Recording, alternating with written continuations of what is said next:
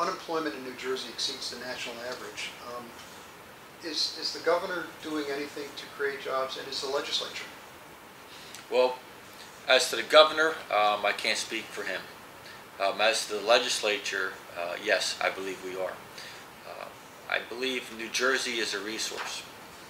We have the opportunities here. And you talked about the unemployment rate statewide. You know, we have a high reduction in public sector employees. And right now we're right around 10% on the unemployment rate. But that is a little bit misleading, because in our blue collar construction entity, we're upwards of 35% on unemployment. Some of it's for a very long time, over 3 to 4 years. So I believe the steps that we're taking on widening the turnpike, one of New Jersey's major arteries. You know, we can't be at a standstill on New Jersey Turnpike on a Sunday afternoon and expect to attract business to come to New Jersey, to commute in between Philadelphia and New York. We have the opportunity resources. We need to attract and put forth initiatives.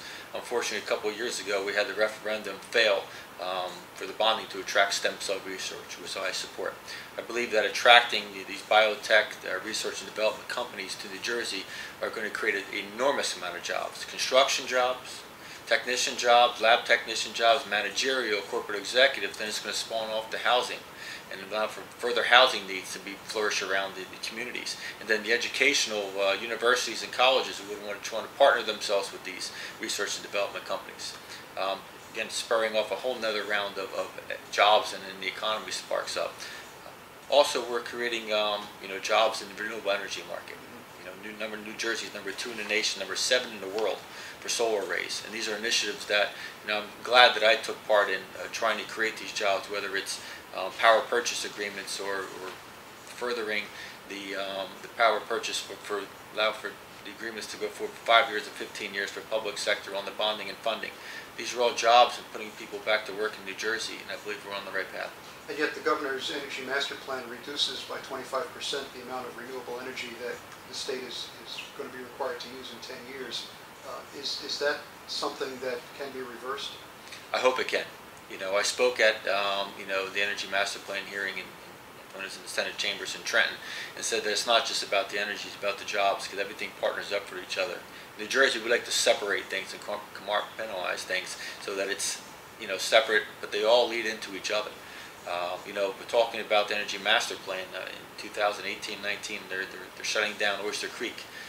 There's not just the loss of jobs from the nuclear power plant, but the loss of energy.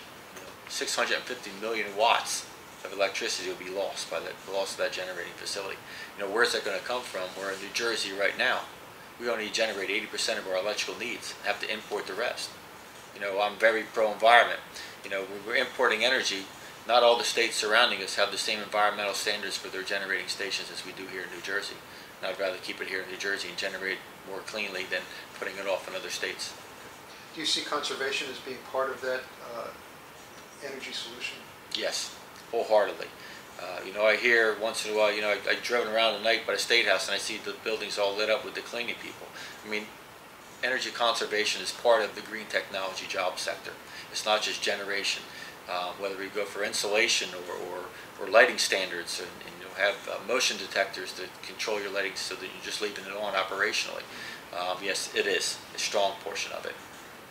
Getting back to jobs, Governor Christie killed the Urban Enterprise Zone program, which was a big job creator in New Jersey. Is there anything that can take its place? Yes, I think that we have some bills that are out there now, trying to attract businesses, whether we're giving tax credits to developers that want to come in, and as you're driving up around down the state of New Jersey, you see a lot of vacated strip malls, shopping centers in the cities and in the suburbs. Why are they that way? Why are they building a new complex across the street, cutting down trees when they can rehash this? Well, it's more expensive to rehab something sometimes than to build it fresh out of the ground. So we have some tax credits out there on a bill to give on strip malls that are vacated 30% or more, to get a tax credit to go in there and rehab that instead of building new. Or we some tax incentives and credits for using higher efficiency equipment. So really small business and big business. So it gives us the opportunity. We talked about construction jobs. And one of the things that received a lot of headline in the last 6 months has been the governor's cancellation of the ARC tunnel, which is now $1 billion hole in the ground.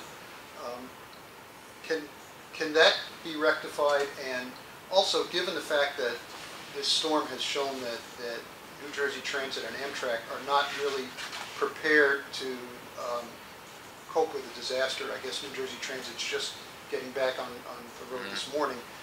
How can we improve rail transportation and the rail infrastructure in the corridor between New York and Philly and across the state?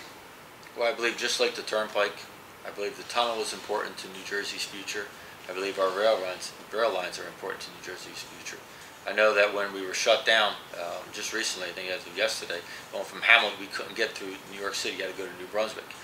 These are things we have to look at, these rail lines. And I know that the hurricane was a big national tragedy on the East Coast, but we have to look at ways that we can move our goods and services and our personnel back to work. The tunnel, we need to kind of rethink on how we can get that back online. We have to have that tunnel. We have to have our infrastructure up and running before we can then look to attract and rebuild our economy.